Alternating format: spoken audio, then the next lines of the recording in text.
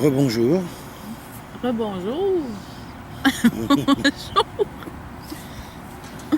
Alors suite à la vidéo précédente qu'on a fait sur les dépendances, je voulais parler d'un sujet qui me paraît très important, qui est consécutif aux dépendances, qui est l'enfermement, l'isolement. Ce que je voulais exprimer, et Loulou tu vas m'y aider pour qu'on parle de ce sujet, c'était bien souvent lorsqu'on est dépendant quelque part et qu'on prend conscience en fin de compte de cette difficulté qu'on a par rapport à cette dépendance, on a besoin d'un produit, on a besoin, moi je vais parler entre autres des produits, on a tendance à trouver dans la société, dans le regard des autres, un jugement assez catégorique qui exprime, reçoit avec une certaine compassion un peu. Ah bah oui, mais bon, bah, vous devriez arrêter d'en prendre, vous verrez, vous vous sentirez beaucoup mieux. Moi j'en prends pas, et regardez mon exemple de vie. Enfin bref, on a tendance à pas être écouté, d'où la manifestation des regroupements au sein des AA, entre autres, Oui. que tu connais bien. Et puis, je dirais, au niveau du milieu de la drogue dure, eh ben voilà, les drogués sont avec des drogués, les alcoolos sont avec des alcoolos, les passionnés de chocolat certainement avec le chocolat, le sucre c'est la même chose. On a tendance à se rassembler, à s'isoler et en fin de compte à ressentir, mais vraiment de façon très très forte, un rejet du groupe humain dans lequel nous vivons. Nos sociétés refusent quelque part, moi j'ai ce sentiment-là, refusent quelque part de voir que les êtres humains utilisent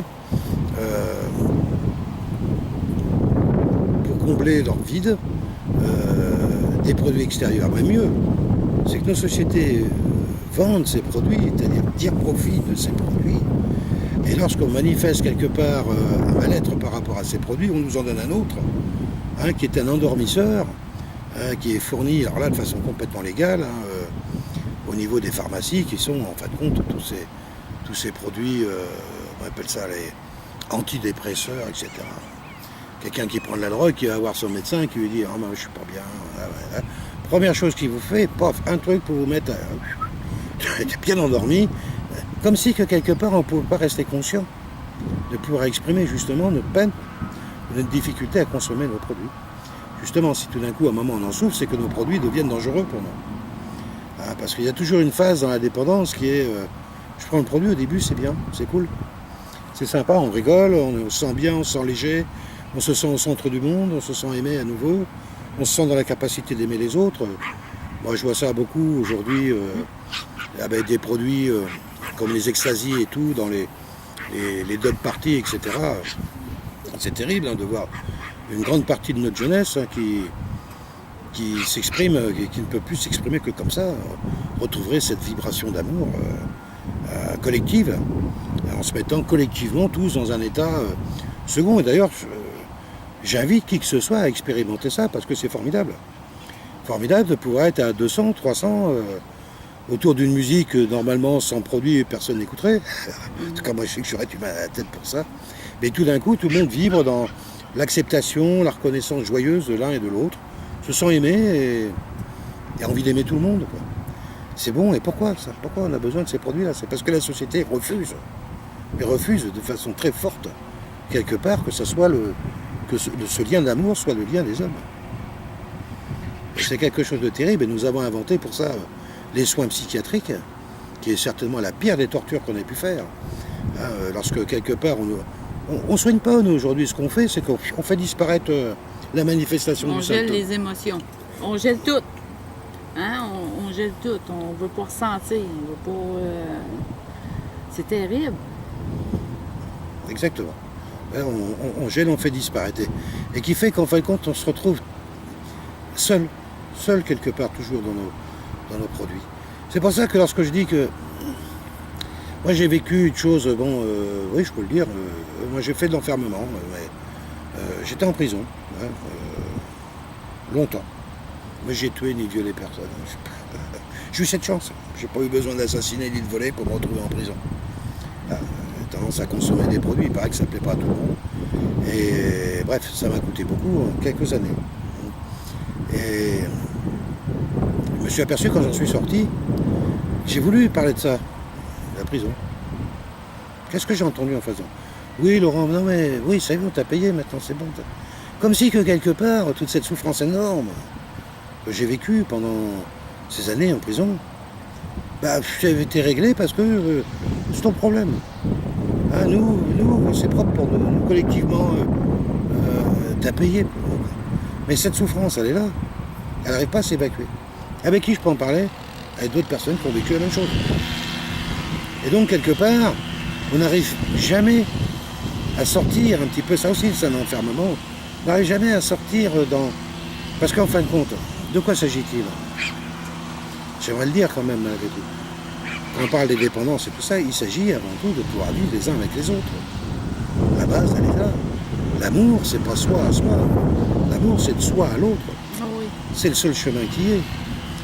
Vivre les uns avec les autres. De quoi souffrons-nous, nous les humains, dans nos mondes occidentaux? C'est bien ça. Je connais un peu le continent africain, pour y avoir passé quand même quelques années, y avoir fait pas mal de voyages, et pas que dans les grands hôtels, plutôt dans les quartiers pauvres. Une chose qui m'a toujours étonné dans ces continents-là, c'est de rencontrer des gamins à poil, hein, des t-shirts avec des trous, je t'en parle pas, des couleurs incroyables, des shorts où il n'y a plus rien qui marche, des chaussures qui sont toutes déglinguées, des routes qui ne tiennent plus à rien. Et tu regardes ces êtres qui vivent au milieu de tout ça, le regard droit, la tête haute, ils ne regardent pas par terre, ils te regardent. Ils se sentent en sécurité parce qu'ils se savent aimer, aimés par les leurs. C'est extraordinaire, c'est un sentiment qui trouble énormément. Lorsqu'on vient d'Europe, on passe tous notre temps à regarder par terre, à surtout pas croiser le regard de l'autre. Hein, cette façon de vouloir s'isoler. Cette force, ce système qu'on a mis en place qui nous rend complètement fous, qui donne par contre un chemin extraordinaire de beauté à l'argent, au paraître, aux choses futiles et inutiles, à tout ce qui est gros, toutes ces grosses bagnoles, tous ces gros trucs là, qu'on voit qui solutionnent rien. Ça, on lui a fait un couloir pour tout ça. Mais les gens entre eux, ils regardent par terre. Ils se regardent pas. Et tu vas dans les pays où il n'y a rien, parce qu'ils ont été aimés enfants. Hein, c'est vrai qu'en Afrique, les gamins, ils appartiennent au groupe de vie dans lesquels ils sont nés.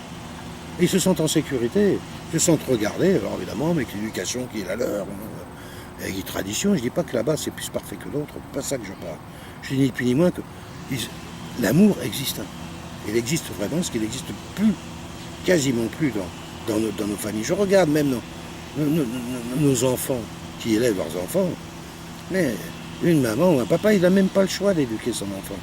L'enfant est né dans une structure, hop, c'est l'hôpital, ça ne t'appartient pas, avec des gens qui vont t'expliquer grosso modo que tout juste si la maman enceinte n'est pas une grande malade, qu'il faut que, enfin bref, on est quasiment des malades hein, dans un système, et la maman elle n'a aucune emprise sur l'enfant, quasiment pas. Hein, on lui impose les vaccinations, on lui impose très très vite, à 1 an et demi, il faut aller mettre l'enfant dans les garderies, où il y a des jeunes femmes qui vont elles-mêmes faire garder leurs gosses pour garder les tiens. Enfin, et en fin de compte, il est où l'amour? Comment on arrive à manifester ça? Je dis pas qu'on s'aime pas, nous les Occidentaux, mais on s'aime mal. On s'aime mal, on s'aime plus par rapport à cette idée de sécurité. On pense que quelque part apporter la sécurité à ceux qu'on aime, c'est quelque part une manifestation de l'amour. Oui, mais c'est marrant, c'est quand même dans les pays occidentaux qu'il y a le plus de guerres. Les plus grands guerriers, ceux qui aiment le plus se battre, c'est justement ceux qui parlent de sécurité. Oui. Hein? Donc, regardons un petit peu tout ça entre nous et surtout, quel est mon message? Écoutons l'autre dans sa spécificité d'expression de la vie, dans sa douleur, dans tous ces chemins qu'il a entrepris, quels qu'ils soient même les plus horribles. Je parlais il n'y a encore pas si longtemps que ça avec une amie qui se reconnaîtra si elle écoute cette vidéo. Pédophile, oui, il est pédophile alors. Un humain est pédophile. Cet homme-là expérimente, au nom de l'humain qu'il est, quelque part quelque chose qui nous appartient à tous. Ouais, la pédophilie, pour moi, c'est pas lui. La pédophilie, c'est les humains qui le vivent. Si on n'en parle pas avec lui, si on l'isole, si on met ça dans un coin, ça y est, on a réglé le problème, on lui a coupé les couilles, on l'a enfermé en prison, on l'a bourré de médicaments, il n'y a plus de pédophilie. C'est faux. C'est faux. Il y a de plus en plus de gens qui prennent des avions, qui partent dans les pays exotiques pour aller faire des expériences sexuelles avec des enfants de 12 ou 13 ans en Afrique, en Asie, en Amérique du Sud. Les exemples sont hyper nombreux. Et pourtant, quelque part, on va stigmatiser ce bonhomme-là. Parce que lui, quelque part, il s'est fait prendre la main dans le sac, puis que c'est le voisin. Ah, il ressemble tellement à nous-mêmes que quelque part, effectivement, il nous fait peur. Lui, c'est le pédophile. Mais nous, jamais. Mais si on veut régler ce problème-là de violence des adultes faites aux enfants, parce que c'est quand même la base de l'amour que de pouvoir aimer les enfants. Si on n'aime pas les enfants, comment les enfants peuvent grandir? Ben, ils vont grandir avec des dépendances. Et des dépendances qui vont continuer à perdurer constamment la venue de toutes ces choses complètement stupides qui font fonctionner nos sociétés qui tournent autour de l'argent et du paraître. La pédophilie, pour moi, c'est quelque chose sur lequel chaque être humain doit regarder en fond de lui-même, quelque part, où il en est par rapport à ça. Oui, je sais qu'il y a des gens qui vont me dire que c'est n'importe quoi ce que je dis. Justement, si ça vous fait réagir quelque part, c'est qu'au fond de vous, c'est pas si clair que ça. Nous sommes tous, quelque part, des pédophiles. Tous les humains sont des pédophiles. Ça ne veut pas dire que nous allons tous passer à l'acte, mais ça veut dire que dans l'humanité, il y a quelque chose encore qui existe, qui fait qu'on fait payer un lourd tribut à nos enfants, quelque part, pour pouvoir satisfaire nos errances, nos peurs, nos doutes, nos désirs, nos envies, nos angoisses. Alors regardons les choses telles qu'elles sont, accueillons pleinement l'autre quelque part dans le fruit de son expérience, si dangereux soit-il. C'est ça l'amour, c'est être capable de déposer sa lumière partout, dans l'ombre de l'ombre. C'est là qu'elle a besoin de nous, notre lumière.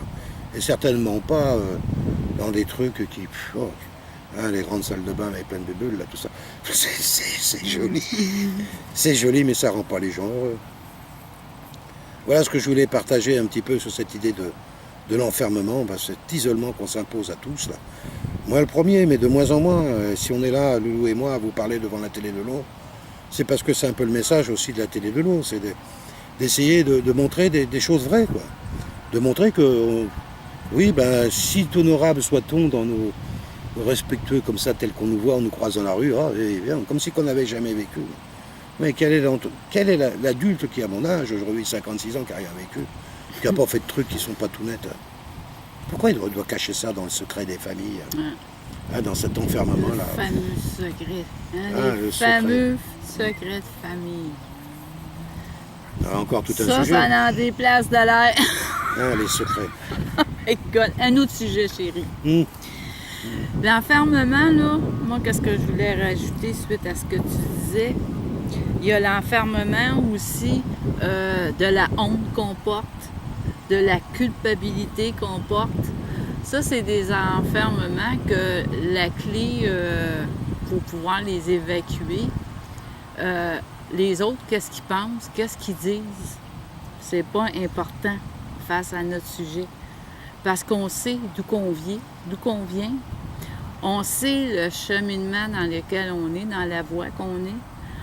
Puis les autres, c'est comme, ça devient plus important de qu'est-ce qu'ils peuvent penser de nous autres, parce que nous autres, on sait qui qu'on est.